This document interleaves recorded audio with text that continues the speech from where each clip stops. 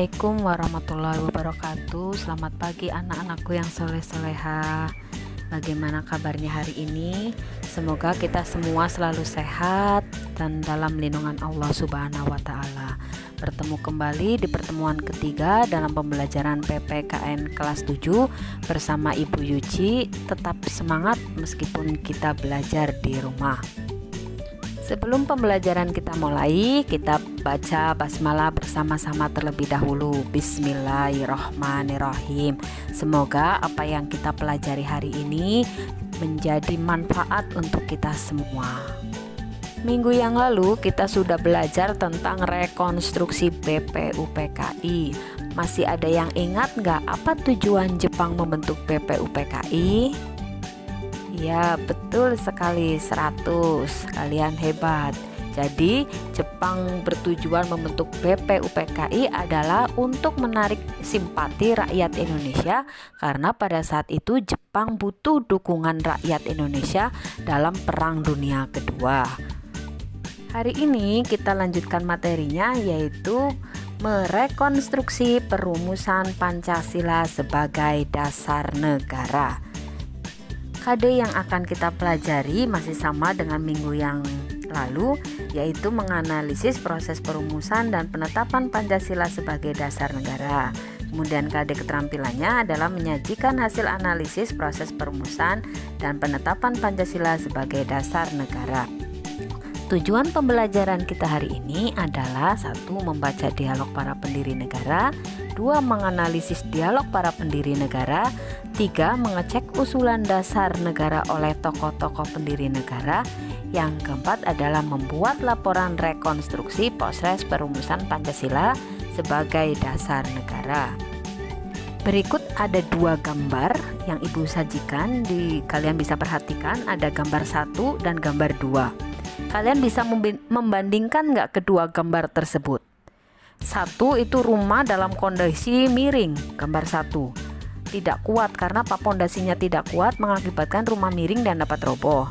Gambar yang kedua, rumah dengan pondasi kuat, itu dirancang tahan gempa bumi yang disebut juga rumah dom. Nah, perbedaannya apa rumah 1 dan rumah kedua?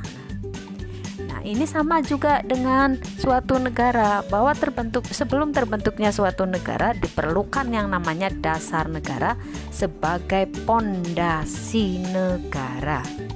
Jadi melihat 2 gambar rumah tersebut, maka begitu pentingnya dasar negara atau pondasi bagi suatu negara. Apa saja arti penting dasar negara bagi suatu negara? 1. Sebagai pedoman hidup, 2. Sebagai pengingat akan tujuan negara, 3. Sebagai sumber nilai, dan 4. Sebagai sumber hukum. Pada sidang BPUPKI pertama, yaitu tanggal 29 Mei sampai 1 Juni 1945, BPUPKI membahas tentang dasar negara. Tokoh yang pertama kali mengemukakan gagasannya, baik tertulis maupun tidak tertulis, dalam sidang BPUPKI tanggal 29 Mei 1945 adalah Muhammad Yamin. Beliau adalah seorang sastrawan, sejarawan, budayawan, politikus, dan ahli hukum. Jabatannya, beliau adalah pencetus Sumpah Pemuda, Ketua Indonesia Muda, Ketua Dewan Pengawas LKBN Antara. Kalian bisa baca sendiri, Muhammad Yamin mengemukakan 5 dasar negara dan mengemukakan gagasan tertulis tentang dasar negara. Tokoh yang kedua yang mengusulkan usulan tentang dasar negara pada tanggal 31 Mei 1945 adalah Profesor Dr. Mr. Supomo, sarjana hukum. Beliau adalah Menteri Kehakiman pertama RI. Beliau juga Presiden Universitas Indonesia. Beliau juga adalah Duta Besar Indonesia untuk Britania Raya. Pada tanggal 31 Mei 1945, beliau juga menyampaikan usulan pada sidang BPUPKI tentang dasar negara. Tokoh yang ketiga adalah Insinyur Soekarno. Beliau adalah proklamator kemerdekaan, Presiden pertama Republik Indonesia, pelopor gerakan non-blok, dan pencetus nama dasar negara Pancasila.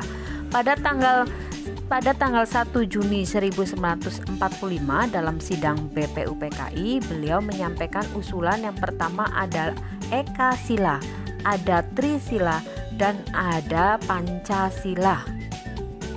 Pada tanggal 1 Juni 1945, Soekarno juga mengusulkan kata Pancasila, sehingga pada tanggal 1 Juni 1945 disebut sebagai hari lahirnya Pancasila, dan selalu kita peringati pada tanggal 1 Juni sebagai hari lahirnya Pancasila. Setelah sidang BPUPKI pertama selesai, kemudian ada pembahasan selanjutnya, yaitu pada tanggal 22 Juni 1945 bertepat di gedung kantor besar Jawa Hokokai atau Himpunan Kebaktian Rakyat Jawa mengadakan rapat gabungan antara Panitia 8 dengan sejumlah anggota Tiu Sangiin atau Badan Penasehat Pemerintah Pusat Bala Tentara Jepang di Jakarta, dan sejumlah anggota BPUPKI yang tinggal di Jakarta dan tidak menjadi anggota Badan Penasehat Pemerintah. Hasil rapat gabungan pada tanggal 22 Juni 1945 ada 4 kesepakatan, yaitu 1. Supaya selekas-lekasnya Indonesia merdeka. 2. Hukum dasar yang dirancang supaya diberi semacam preambul atau pembukaan. 3. Menerima usul Soekarno agar supaya BPUPKI terus bekerja sampai terwujudnya suatu hukum dasar. Yang keempat adalah membentuk Panitia 9. Pada waktu itu juga terdapat sidang Panitia 9. Kenapa disebut Panitia 9? Ya karena orangnya ada 9 orang. Kalian bisa lihat gambar di atas. Nah, pada waktu itu diadakan pertemuan Panitia 9 di Pegangsaan Timur 56 Jakarta, tepatnya jam 10. Di sana dalam pertemuan itu terdapat suatu kesepakatan, yaitu adanya Piagam Jakarta atau Jakarta Charter. Piagam Jakarta atau Mukadimah itu selanjutnya akan dibawa ke sidang BPUPKI yang kedua. Dalam preambul atau Piagam Jakarta atau Mukadimah tersebut juga terdapat rumusan dasar negara. Ada 5 dasar negara dalam Piagam Jakarta. Itulah materi hari ini tentang merekonstruksi perumusan proses Pancasila. Kalian yang tidak tahu atau belum paham atau ada yang ingin tanyakan, silakan kalian diskusikan melalui WA grup Mapel PPKN. Untuk tugas hari ini kalian bisa melihat gambar di atas, yaitu kalian menuliskan dasar negara usulan dari Muhammad Yamin baik lisan maupun tertulis, kemudian usulan dasar negara oleh Supomo, kemudian usulan dasar oleh Soekarno, dan dasar negara yang tercantum dalam Piagam Jakarta. Kesimpulan pembelajaran hari ini adalah begitu pentingnya dasar negara bagi suatu negara. Jika negara itu akan berdiri kokoh, maka dasar negaranya juga harus kuat, harus bisa dilaksanakan dalam aspek kehidupan.